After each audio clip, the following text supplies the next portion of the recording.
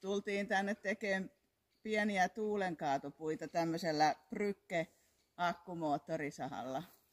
Tämä on kätevä, jos ei ole ihan tukkipuista kyse, niin täällä saa hyvin karsittua ja pätkittyä. Ja ei ole sitten niin kova meteli ja sitten lähtee helposti käyntiin ja sammuu ja on kevyt käsitellä.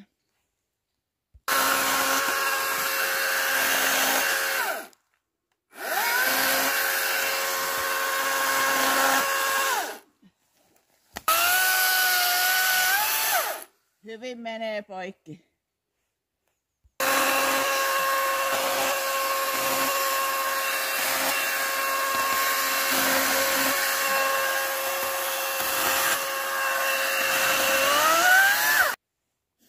Mulla on tähän sahaan 2 akkua, niin molemmat on aina ladattuna täysillä ja sitten kun on pienissä savottahommissa, niin mulla on mukana se ladatut akut ja saa vaihtaa, niin ei tarvitse kesken kaiken lähteä pois.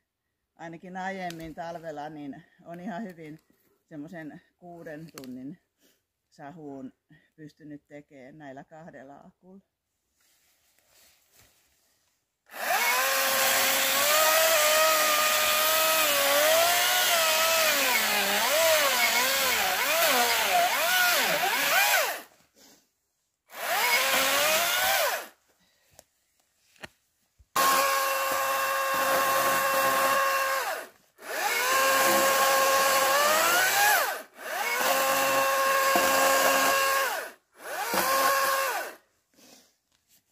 Sitten kun nämä on karsittu ja pätkitty, niin mun veli hakee nämä sitten kouralla täältä mettästä pois ja mä saan nämä polttopuuksi, niin tulee mukavaa lämmintä omasta vettästä.